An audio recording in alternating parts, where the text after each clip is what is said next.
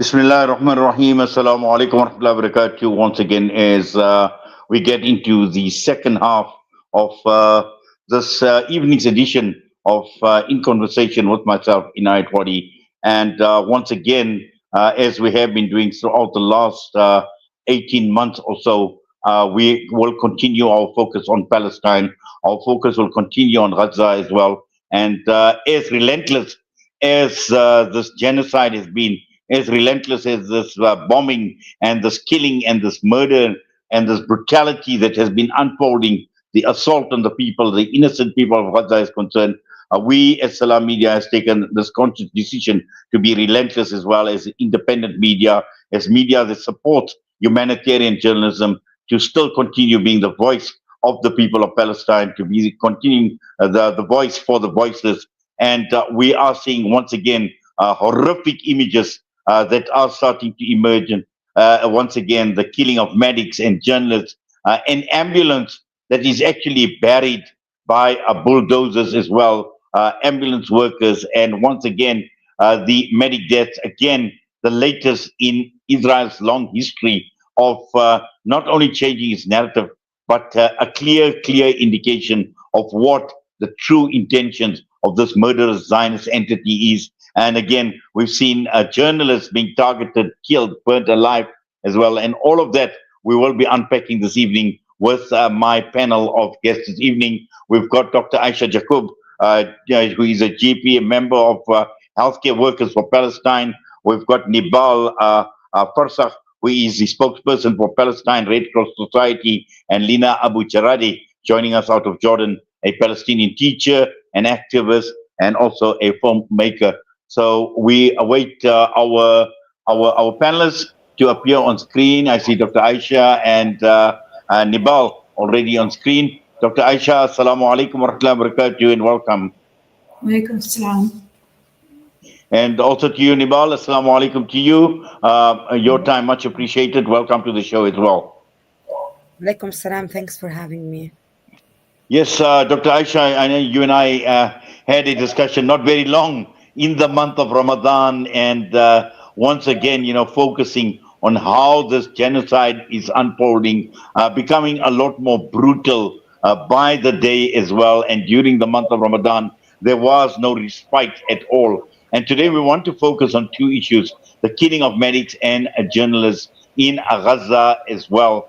And I know you from the medical fraternity, and also, it's heartbreaking, I would say, for someone like yourself to see your colleagues being slaughtered in the manner in which they are being slaughtered. So indeed, Swadi, and I discussed this with Auntie Julie on her show in the week as well. I think what we're seeing unfold in front of us is shocking, it's surprising, but also, having said that, we shouldn't be surprised by the new lows that Israel sinks to each time. I think the repercussions of this is that it's impacting on policy globally. What Israel does now is the testing ground for what is acceptable globally in warfare. And what we see here and what we're noticing is that being branded or marked as a medic, in times gone by, there was honor in warfare, some measure of honor in warfare, but wearing your scrubs, wearing your reflective vests is actually marking you as a target. And maybe we can talk a little bit. I mean, I'm so keen to hear from my colleagues from the Palestinian Red Crescent. So I'd love to listen to more about what they have to say, but maybe at some point we can talk about this concept of necropolitics and the politics of control of the body and death as we're seeing play out in Palestine.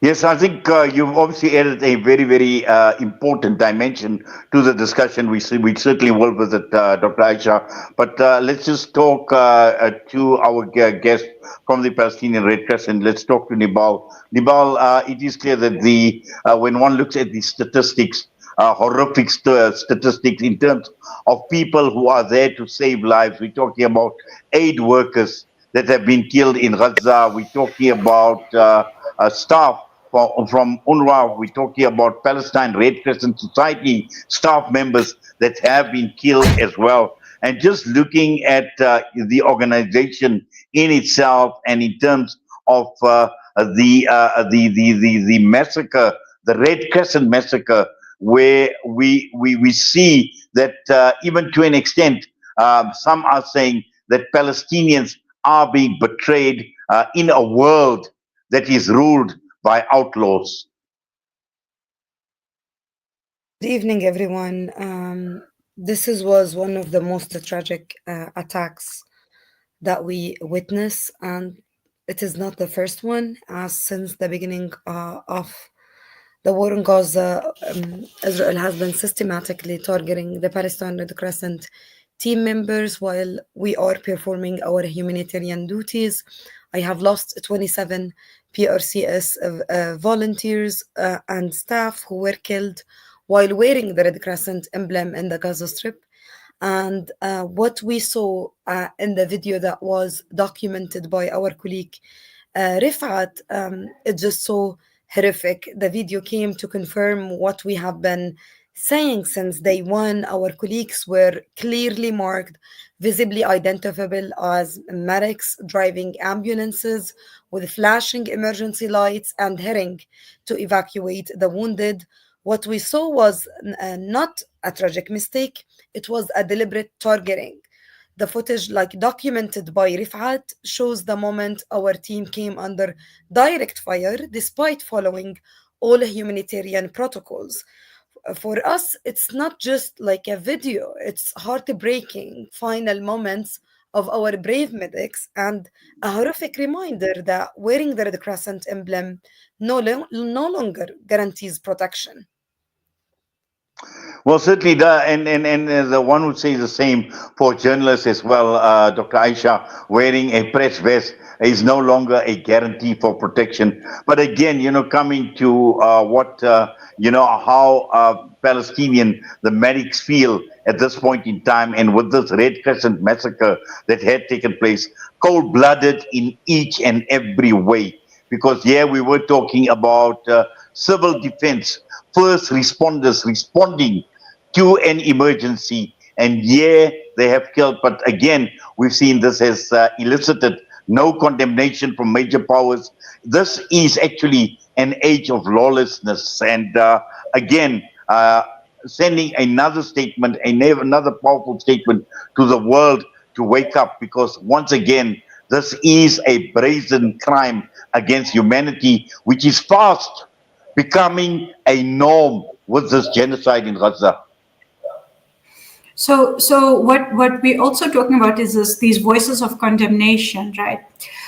Where's it coming from? And where are the professional bodies that are coherently calling out against it? So where are all the foreign journalists speaking out against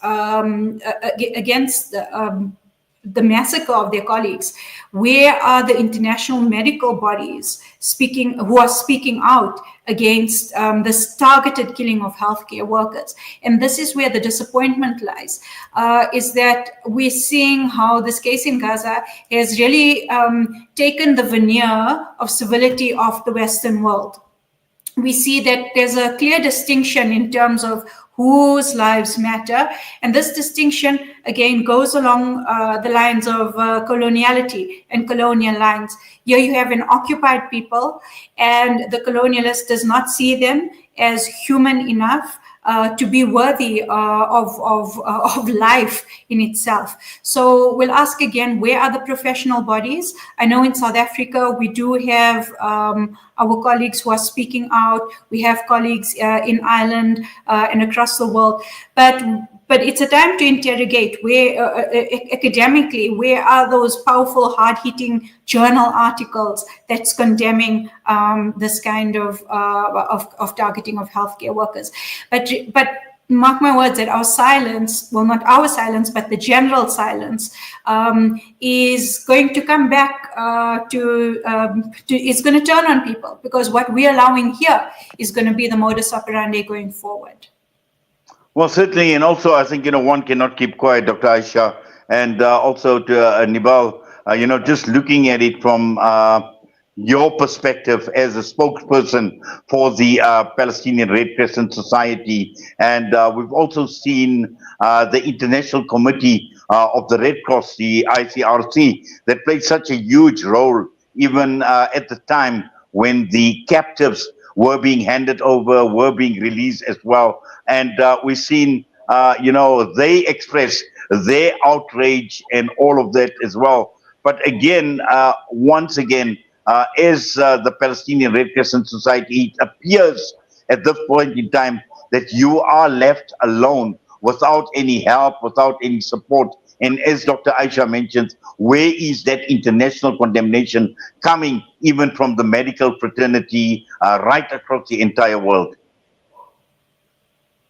For us, it's absolutely terrifying. For the Palestine Red Crescent Society staff and volunteers, they don't know if they will survive responding to an emergency call. We wear our vests, we drive clearly marked ambulances, we follow every single humanitarian protocol, including coordination protocols, but nothing protects us.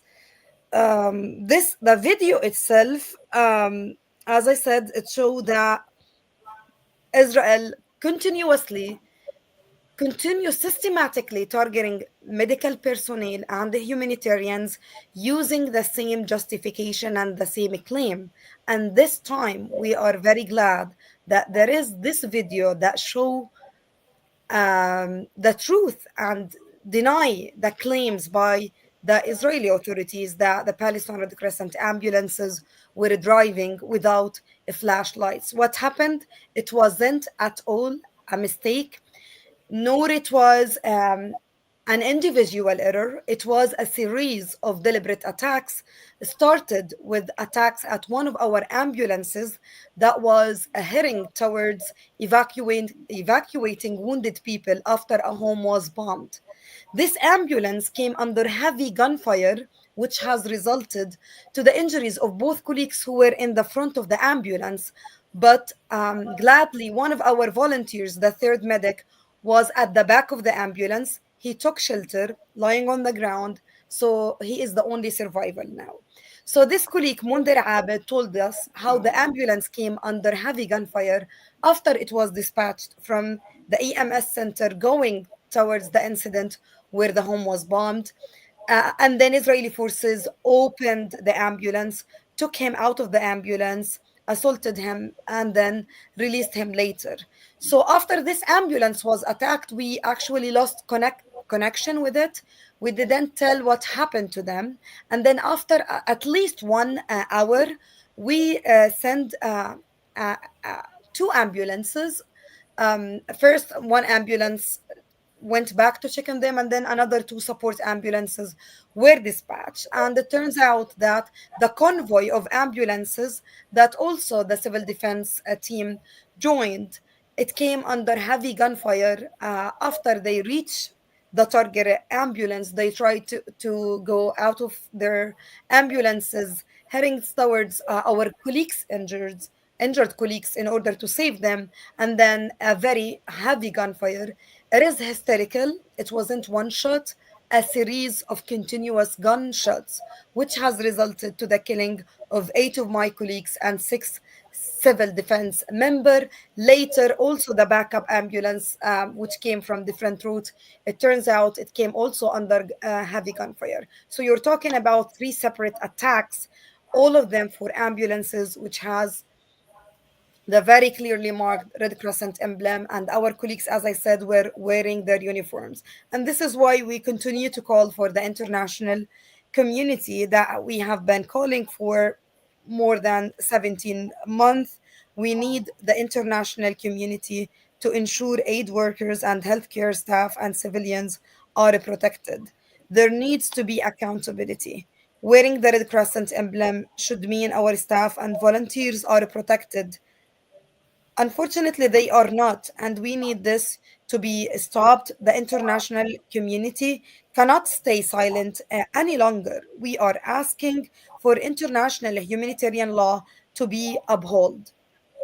And we Yes. now emphasize the importance of having an independent international investigation to ensure justice for the victims, to ensure all those who are responsible are held to account. This is what we call for. I can't even find the words to describe how horrific being a paramedic in the Gaza Strip. You are not safe. You are being targeted repeatedly.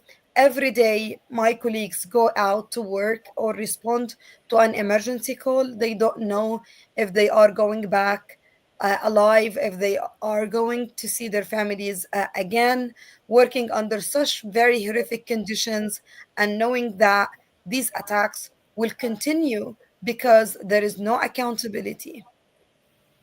Well, Nival, in fact, I was going to actually raise that question with you as well, just to understand the life of being a healthcare worker or the life of being a paramedic in Gaza at this point in time. What does a person actually experience? What does a person go through on a day-to-day basis? And it's actually amazing that since the events of October the 7th, every lie that this Zionist occupying entity has spoken has been debunked. And here we have, even in the case of the aid workers and the ambulance workers, where you had one survivor who obviously was kept alive to actually tell the truth. And that has served as and another lie that was debunked once again, so that for the entire world to take note, for the entire world to actually see, with what brutality they are being killed. And again, this image of this ambulance that was buried in the ground by bulldozers, again, emerging from the rubble again. That visual, that picture of that ambulance, once again, Nibal, sending a very, very powerful message to the entire world as to how brutal this genocide has been. I would choose the message that our colleague Rifat had left us. His last words was when he was under this heavy gunshots, he was talking to his mom and saying goodbye for her, and his words was, "Forgive me, mom, I only chose this path because I wanted to help people, I wanted to save lives." And this is what our medics truly believe in. They work day and night tirelessly for the past 17 months, trying to do their best to help people and be to their side and save their lives. It's not acceptable to see paramedics losing their life while they are trying to save other people's life. We are not targets, and we need to be protected as under international humanitarian law. The world should act now in order to ensure protection for our medical personnel and the humanitarians. We need to be able to work safely. And you should remember how struggle is it for a paramedic to be in the Gaza Strip. Not only the dangerous circumstances where they work under, not only risking their lives, but also having to leave your family in such very horrific conditions where you know that no area is safe. Many of our colleagues, when they were responding on the ground, trying to save other people's life, their homes were bombed and their families, children, or even a mom or dad came back dead after their homes were bombed. It's too hard and worrying for them to have to be working far from their families while they know that they are not safe, because actually there is no safe place in Gaza. It is so struggling to drive ambulances in roads that is completely destroyed. It is also so struggling to lack medical equipment and supplies, as well as the fuel, which we also run out of a fuel for the past 1 month. More than 1 month, borders are closed, and many of our ambulances run out of gas. And even when the video that my colleague Rifat documented as well, which document the last moments of the life of our colleagues before being killed, you see Rifat and talking to our colleague Asad, who was next to him, and they were worrying that the ambulance might run out of gas on their way trying to reach their injured colleagues. I can't even imagine the situation where you are super worried about the life of your colleague and at the same time thinking that this ambulance might run out of gas. This is the daily struggles for our colleagues who try their best to save lives, and unfortunately, they are being targeted repeatedly without any consequences, without Well, accountability. certainly. Exactly, exactly. In fact, I just would like Dr. Aisha's comment on what you said, Nibal. When Dr. Aisha, when Nibal says, you know, we are not targets, we are not the targets, we are there to save lives. But in reality, we have become the targets because this is what the paramedics are saying, this is what the doctors are saying, this is what the medical fraternity is saying, and we are there to save lives. Our lives are not safe as well. In fact, our lives are taken, and not only taken, but taken in the most brutal form. Sure. So, Dr. Abu Sitta, when this attack on Gaza started after the 7th of October, he told us that this is what this seems to be the policy, that the healthcare or the Palestinian health system has become or is a target.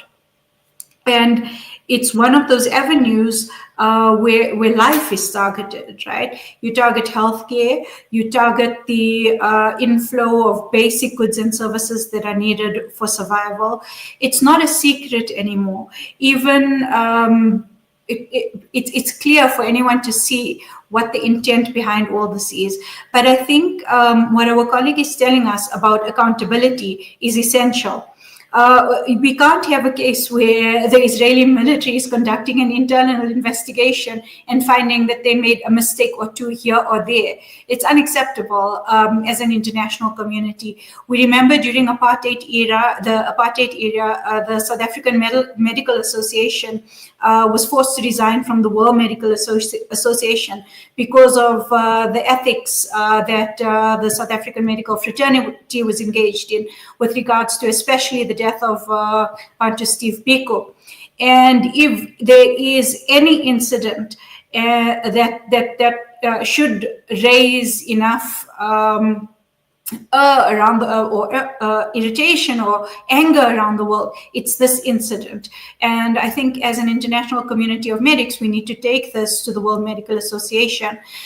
What I'd like to pose to my colleague is, what do you recommend and what would you like from your colleagues internationally and from the international community? Is there anything specific or any call that the paramedics of Gaza have for us as international community? Well, we will ask Nibal that question immediately after this break. I need to take a quick air break. We come back and we definitely will focus on that.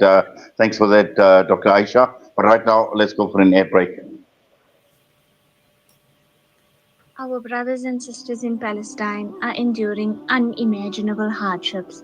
Ashraful aid teams are on the ground, delivering crucial aid to those in need. But we can't do it alone. Palestine is suffering and they need your help. Your support can make a world of difference. Visit www.ashrafulaid.org today and donate to bring hope, relief, and healing to those who are in need. Shimmer, sparkle, captivate. Nothing less than a masterpiece. Droplets of gold inspires precious design. Platinum bursts with intricate freshness, and every pure diamond becomes more than just a girl's best friend. Voda Gold Gem Jewelers, where timeless dreams become a reality. Come to us.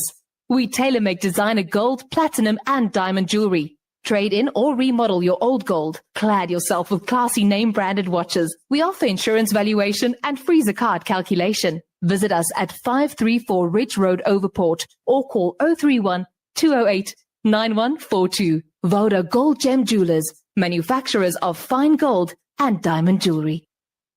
World-class financial services only at Sapphire Global, your financial partner. If you are looking for Islamic, Sharia, and ethical financial products, look no further. Sapphire Global offers a wide range of financial service offerings from short-term to life and investments. a full-service center with all financial requirements under one brand. Our highly skilled and experienced consultants are ready to help protect your financial future. Contact us on 041 001 0184 or visit our website on www.sapphireglobalfs.com. Sapphire Global is an authorized financial services provider.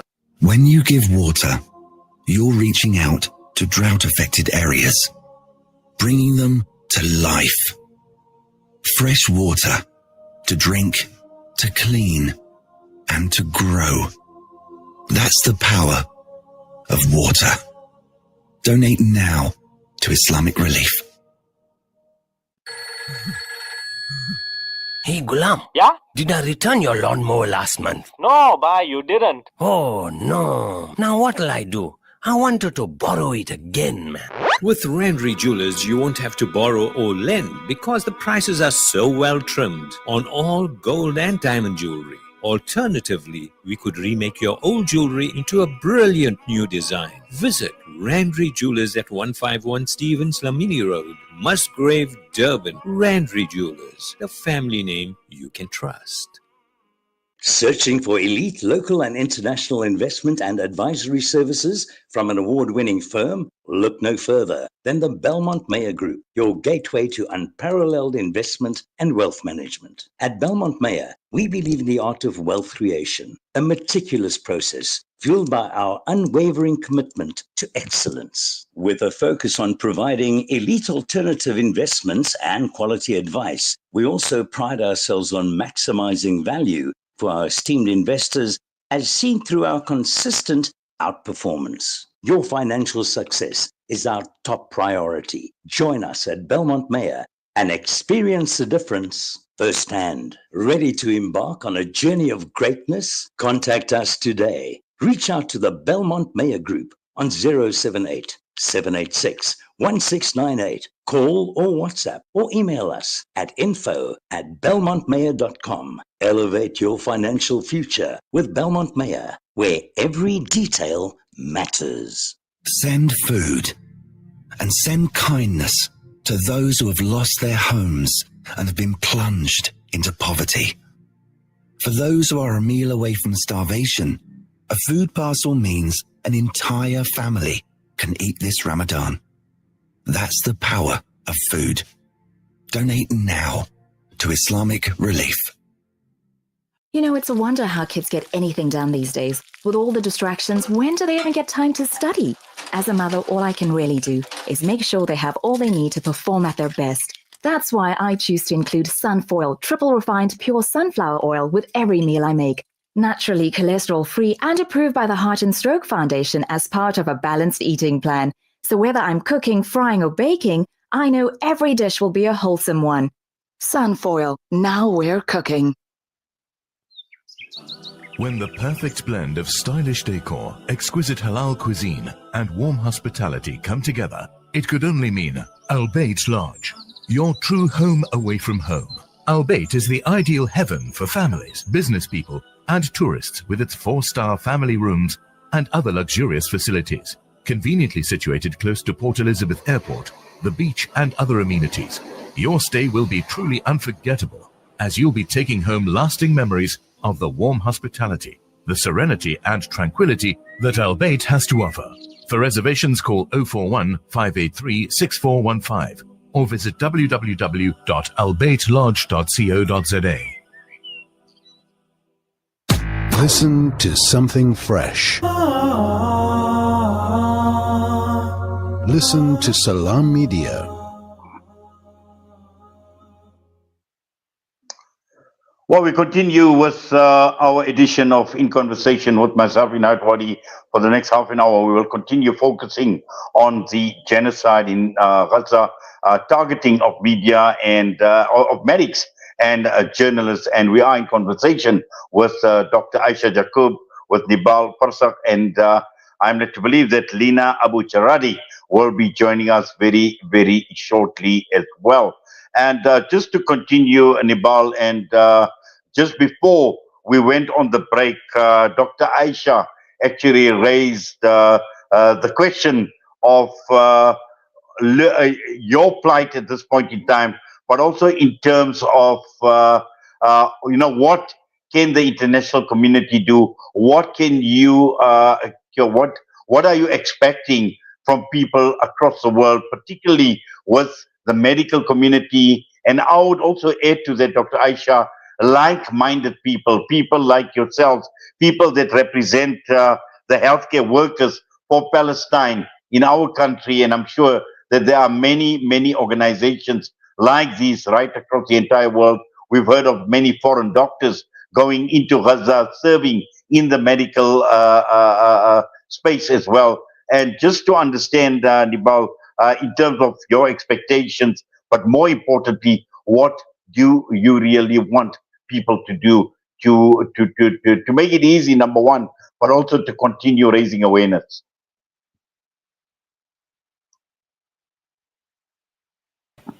Wearing the Red Crescent emblem should mean something. It should offer protection, not make us targets. But today, the emblem is being violated with impunity. The international community cannot stay silent any longer. We are not asking for favors. We are asking for international humanitarian law to be upheld. Our colleagues were killed while trying to save lives.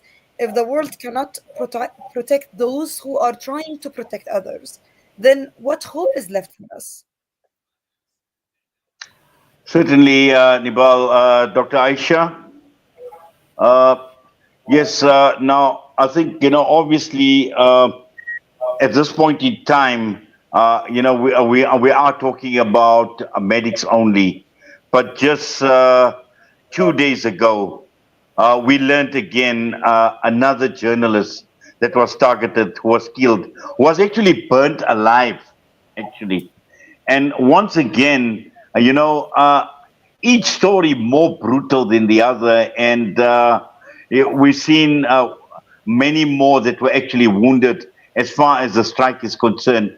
And we've seen, to an extent, we've seen some sort of international forum of journalists, a time when Yumna Al-Said had come to South Africa, and she was given an opportunity to highlight the plight of journalists because she was in the thick of things. She witnessed the genocide firsthand as well, and not only to South Africa, but to many a country where she had gone actually, and to highlight specifically the plight of journalists as well. Looking at where we are from a medical perspective, now we've seen many doctors from other parts around the world that have now served in Gaza. They've now come back. They are starting to tell the story. And again, this requires some sort of international effort to bring all of this together, to increase not only the awareness, but to a major outcry, and expressing disgust, expressing disgust at the horrors that have been unfolding on an international level. And again, this needs to get out, extremely important. This needs to get out into the mainstream. Do you recall, Mr. Wadi, I think it was last week or the week before, when the strikes just resumed, and there were two surgeons, I think he was UK or American based. There was a younger fellow and an older surgeon. And they had given an interview, which actually was broadcasted in some of the mainstream international stations. And just the next day, the very floor that they were operating on was bombed. So this was a clear message to say to doctors who are coming from overseas to come and help, and to then speak, who then speak out. This was a clear message from the IDF to say, these are the consequences. And the very next day, they went back online to speak about what had happened. So we also admire the bravery of our colleagues who go in to help. However, when I mentioned this before when we spoke, that Dr. Mars Gilbert said that the Palestinian people, and maybe our colleague Nebal can speak more to this as well, they want us to come in as allies They're not looking for saviors. They are some of the most competent doctors and medics around. They've seen so much. They have so much first-hand, first responder experience. Given the right opportunities, we see what they can do. We see the South African, Gaza students that are being trained here in South Africa that are perfectly capable of finishing their medical degrees. So what they need is solidarity. What they need is advocacy. Well, this is what we are told is needed.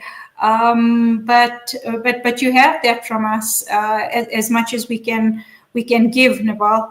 And inshallah, when things open up more, I mean, we know South Africans, we have like the gift of the givers. We have multiple organizations that are very skilled at helping out or coming to assist when needed. So we're all, I think, just waiting for those moments of reprieve where we are able to come in and help rebuild. Yes, and I think also, Nebal, I know you mentioned, the concerns from the responders as well and the paramedics is the fear of running out of gas, driving through rubble, roads that have been destroyed. Now, these are practical challenges and massive practical challenges that they are faced with on a day-to-day basis. Just looking at it in terms of equipment, in terms of the number of ambulances, and also all, with the loss of medical personnel, with the killing of these paramedics as well. How dire is this situation right now, where with the Rafah crossing closing, nothing coming in? What are some of those challenges?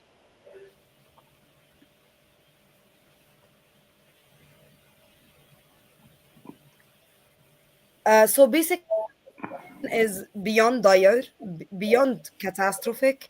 I can't even find the word to describe how catastrophic is the situation. The healthcare system is almost collapsing. As you know, the majority of hospitals were taken out of service. Now, the few hospitals left are partially functional. None of Gaza hospital are fully functional.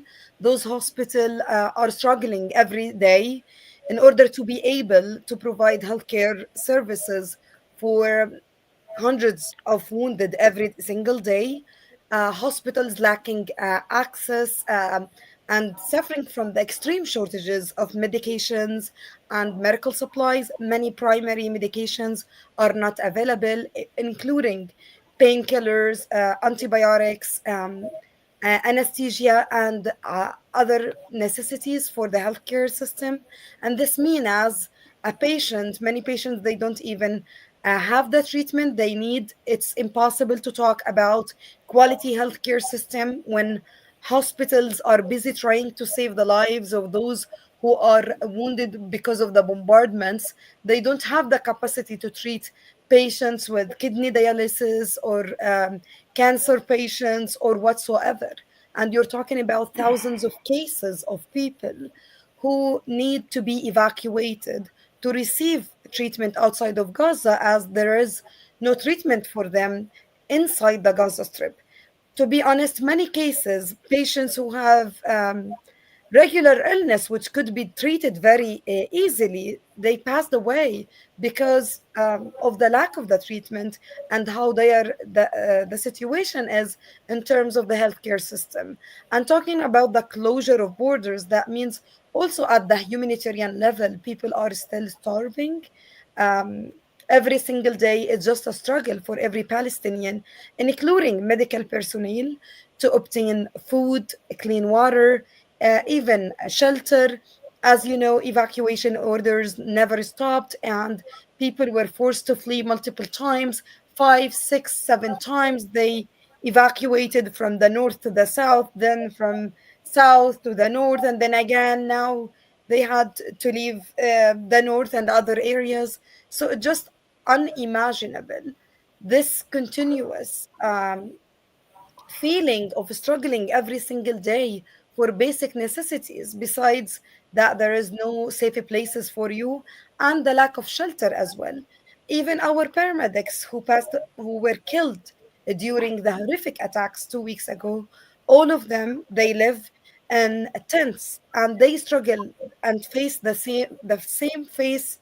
face the same daily struggles as other Palestinians. And beside this, they are encountering very horrific scenes every single day for women and children being killed, which absolutely also impact their mental health. It's not easy to be a paramedic, having to be encounter and see every single day these horrific scenes for children being bombed when you are dad and go try to respond to a, an emergency situation with a home being bombed and see children. It's just something that's really hard. It's hard to cope, but you need to keep going on despite the risks, despite losing your family, despite you losing your colleagues as well. For example, the journalist you just mentioned, Ahmed Mansour, he is the brother of my colleague, Muhammad Mansour. He is a PRCS staff for more than 20 years. And Muhammad Mansour was denied access to treatment as he was diagnosed with cancer, and unfortunately for the past month he suffered a lot and he was trapped as other people in the Gaza Strip without being able to travel to receive the proper treatment. And gladly, only a week ago, he got the chance and the approval to travel overseas to receive treatment. And the God's will, his brother was killed 2 days ago. So could you Yes, imagine being mm. outside, finally evacuated after being a cancer patient, not being able to travel to receive a treatment? He was saying for his family every single day, for his children, goodbye, I might go away like very soon. And he was telling his colleagues, please take care of my children if I passed away. And then after 5 days maybe of being allowed to travel outside, he received the news of his brother, journalist, was killed. He was burned Yes, out actually. Nibal. In fact, Nibal, I can just imagine what you are saying, and and I see Lina Abu Jaradeh has joined us as well. And just to welcome Lina onto the broadcast. Lina, as always, assalamu alaikum, and welcome to the broadcast. Now, in the last 18 months, Lina, you and I, and you've been very much a part of many a panel discussion with us right here on Salam Media as this genocide had unfolded. And until now, with both Dr. Ayesha and with Nebal, we have been talking about the targeting of the medics, and we just now recently spoke about the journalists as well. And I know, how strongly you feel because, for someone like yourself who's been an activist and also at the end of the day, a filmmaker as well, and just listening to individual accounts like what Nebal spoke about now, about the cancer patient, about the paramedic, his last words before he was brutally killed as well. In terms of just, these are defining moments, but also documented and bears testimony as a witness to how brutal this genocide has been. And for someone like yourself, I know, who has been following these developments very, very closely from Jordan, where you are, and obviously you are of Palestinian origin as well. Just your thoughts to see this latest round of brutality and many of these horror stories that are now starting to emerge once again. Yeah, thank you for having me and for holding this very important discussion. And I'm very honored to be among these guests. I think it's heartbreaking, the stories that we are hearing from Gaza, and it's almost like it's kind of harder this time around, because after the ceasefire, it's almost like someone who was drowning and then they were kind of saved from drowning and they're being drowned again and again and again. And so I can't imagine what these families feel like, having left their homes and then having returned to their homes and now having to find other places to find shelter. It's an absolute nightmare. And the fact that, you know, global media is starting a little bit to focus on these human stories and to focus, for example, on the medics that were brutally murdered, is something that history will remember. And I'm sure it's something that they will be persecuted for in The Hague and by by the specific organizations. But the fact is, Israel is becoming reckless, and it's not even trying to hide its crimes. The fact that they murdered those medics and then they buried them with bulldozers, knowing that they would be discovered. I think when a regime becomes this reckless in their killing, they don't care. They have there's no red lines anymore. The US president, after US president, has shared this. There is no red line. Israel has impunity to do whatever they want. And I think once you become reckless to this degree, I think this is the beginning of the end for Israel. And it's important to point out that this isn't something new. Israel has been targeting medical personnel for decades. Let's remember Razan al-Najjar, who I actually drew a painting and sent it to her family, who was killed in the March of Returns in 2018. And these were peaceful marches conducted by Gazan people who were just peacefully protesting on their borders. And let's not forget that Israel had snipers that were targeting civilians, among them Razan Najjar, a volunteer medic, a volunteer nurse who was shot by a sniper and targeted, in addition to many children who were also targeted. Their limbs in particular were targeted in order to create a generation of amputees. And the world was silent then. And so I think it's kind of unreasonable for us to think that the world, which has been silent about the plight of Palestinians for over 75 years, is going to wake up now.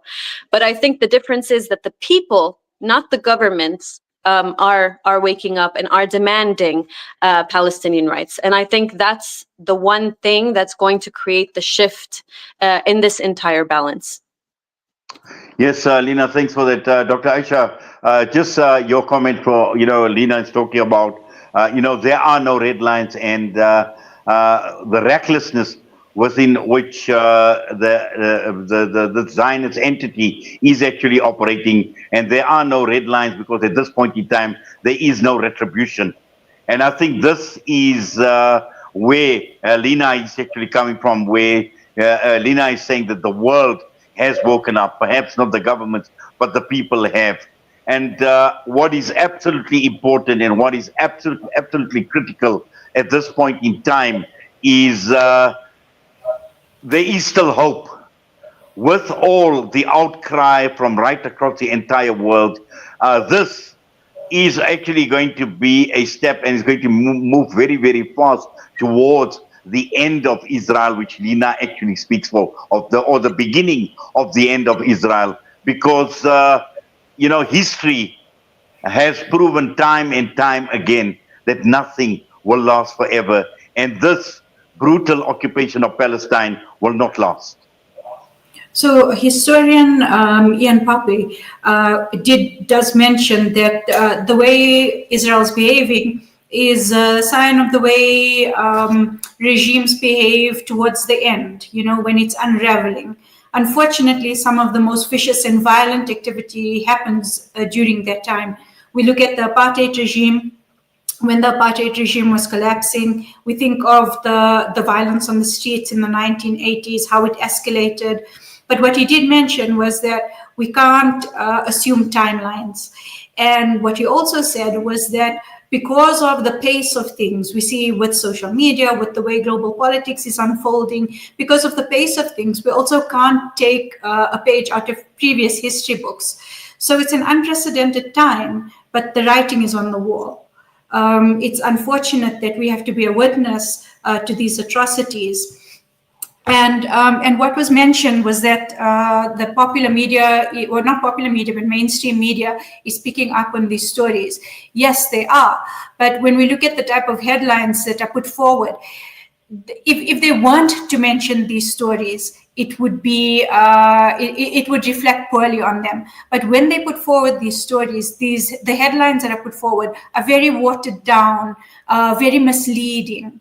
But what I did really appreciate was something on Al Jazeera, and if you'd gone to their website, what you'd see is a beautiful human interest story, pieces on each of these medics who were killed, who they were, about their families. Many of them were fathers. It talks about their impact on the micro communities that they were part of. So to humanize these people, so that they are not just this horrific number of medics who were killed, I'd advise our viewers to take a look at the Al Jazeera piece, which sort of has a little bit of a biography on each of these men. Well, certainly, and I think you raise a very, very important issue here, Dr. Ayesha, that these are just not numbers that we're talking about. These are just not statistics, because behind each number is a human being, and a human being, who, whether it's a child, whether it's been that fetus in the womb, whether it's been that baby, whether it's been an old man, whether it's been a medic, a paramedic, a doctor, a journalist, all of them, these are human beings. But again, Linah, just coming to the point that Dr. Ayesha Jacub had raised as well, that it's unfortunate that we are witnesses to this horrific genocide that is unfolding in front of our very own eyes. But you, specifically knowing the Palestinian nation, this is a nation that has hope. And as unfortunate as we are in witnessing this genocide, we are hoping that with the beginning of the end of this Zionist entity, we will be fortunate enough to actually see the freedom and the liberation of the people of Palestine. No doubt. As a Muslim, as my religious beliefs, I do believe that God promised us victory and that Palestine will one day be liberated and be free.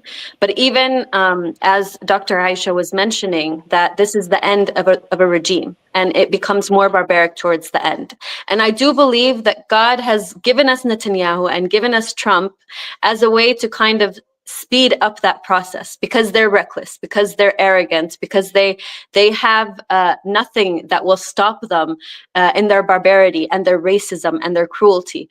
So I do believe that Netanyahu will be the final prime minister of Israel, and I do believe that victory will be near. We're talking about a Palestinian people that are amazing in their bravery and their sumud, their ability to withstand.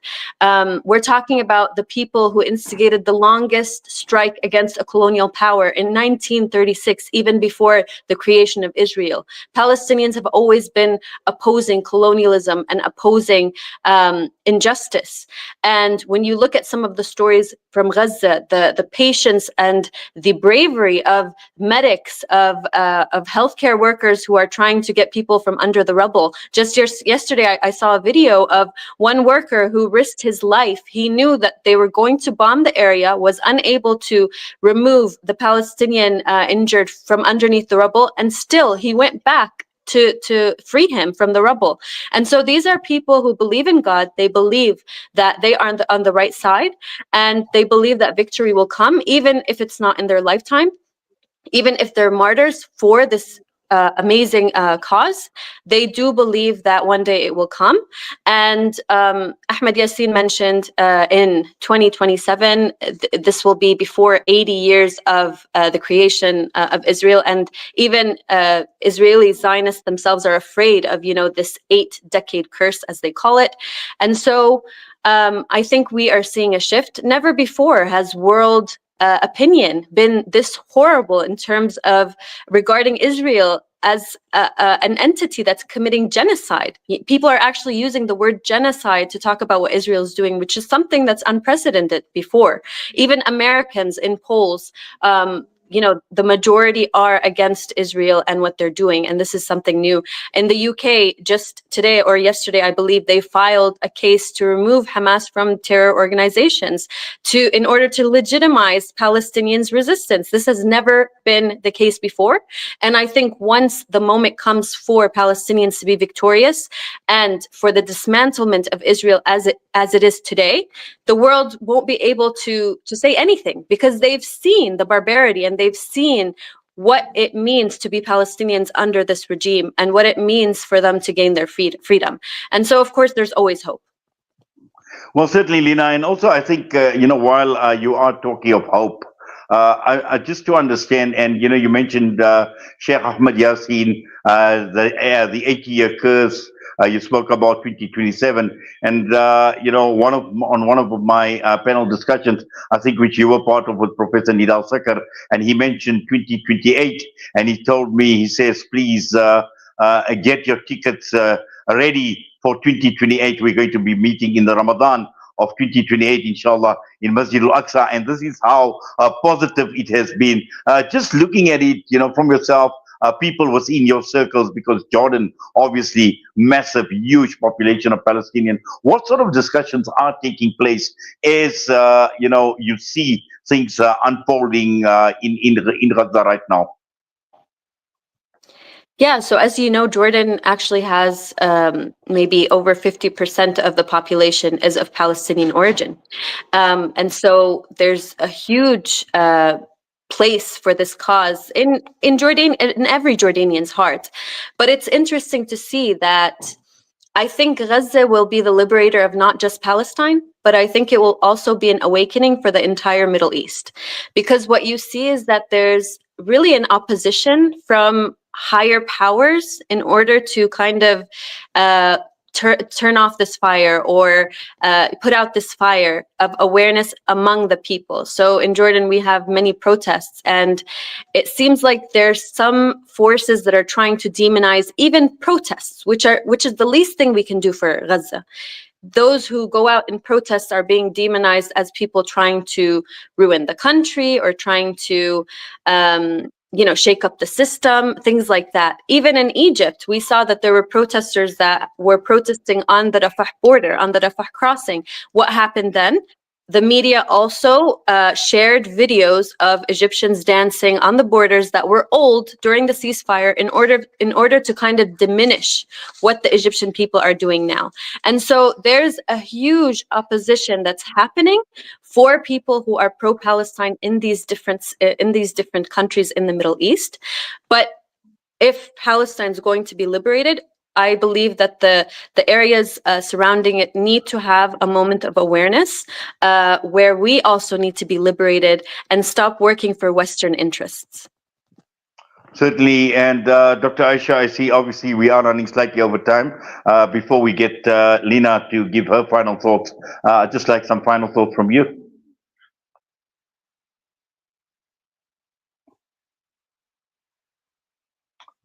Unmute. Just to pick up on what Linah was saying in terms of Palestine being not just Gaza, not just being liberated for the people living there, but for the region.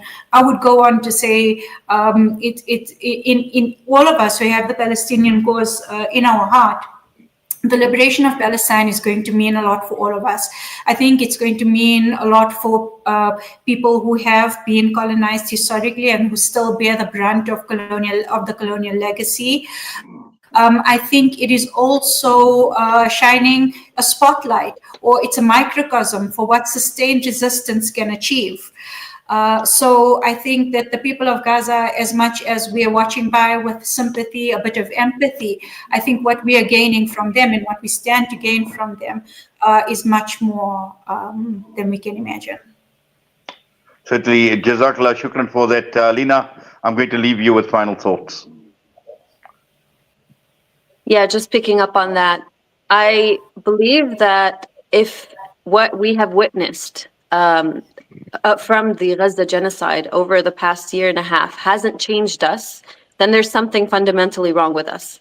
Gaza really is a teacher for all of us, and it really was a wake-up call for us to examine our values, what we're doing in the world, even the state of our countries, ideas like democracy. What does that even mean now, seeing what Trump is doing in the United States, seeing how people are being deported? All of these ideas need to change on a global level. Like Dr. Ayesha said, this needs to change the world. And I think it already has, because as she said, so many people have Palestine in their hearts, and they're not Palestinian. They might have never visited Palestine, but it's, that underdog story that, a people with bravery and with courage are able to overcome their oppressors. And this is something that Native Americans will look to, Black Americans who are under oppression might look to, any people, any indigenous people that were deprived their land and their rights have always been taught that the colonial power is too big, it's too strong, we can't oppose it, you just need to accept. But that's not true anymore. We don't need to accept. And I think that's what really made Netanyahu so crazy, is to see that the world considers that the Palestinian resistance was victorious, to see the celebrations, to see the parades, to see the Gazan child look up to this person holding a weapon, to see any children in the world thinking of freedom in a different way, thinking of superheroes in a different way. And so I do think that it needs to change us, and I hope that it did change all of us, certainly. And it's going to create a global shift in the systems and the values that we hold dear. Well, shukran. Jazakallah khairan so much for that. I know you joined us a bit late, Linah, but an absolute pleasure having you always, and we do appreciate you taking time out for us right here on Salam Media, and also to you, Dr. Ayesha Jacub. Jazakallah for your time. I see, obviously our guest from the Palestinian Red Crescent Society, Nebal, Farsakh, obviously had to leave us, but as always, we do appreciate both of you taking your time out, and inshallah, looking forward to future engagements, but more importantly, inshallah, hoping that, the sooner this brutality ends, actually, and, the Palestinians have this opportunity to build their lives, and we want to be very much a large part of that rebuilding process, that healing process that the Palestinians so much need as well. And we always pray and we make dua that the Almighty grants us the opportunity to be part and parcel of that as well, in whatever form, in whatever way we can do to assist our brothers and sisters in Palestine. But for now, to both of you, Assalamu alaikum. Jazakallah khairan once again. Wa alaikum assalam. Dr. Ayesha Jacub joining us, and also towards the end, we had Linah Abu Jaradeh, who joined us as well. And once again, we're talking about over 7 decades of a struggle for liberation. But again, this is a very, very defining moment, because, as Linah says, this marks the beginning of the collapse of not only the Zionist entity, but possibly even the American empire and Western dominance. And these are institutions, or the Western Empire has had institutions like the International Criminal Court and all of that to manipulate them as tools post World War II even. And at this point, that's why we say that even these regimes, the Arab regimes, those that are living under tyrannical regimes, either support or controlled by the USA or by the Israeli alliance with the United States of America. At the end of the day, we've come to the reality, and that reality is hitting very, very hard. It's hitting hard, telling us a clear story. Zionism is terrorism. Dictatorship is another form of terrorism. And this is what we are witnessing today. We are witnessing history, and let's hope that we are part and parcel that will change the course of that history. And with that, from myself and the team right here at Salam Media, it's been a pleasure being in your company once again. Assalamu alaikum wa rahmatullahi wa barakatuh.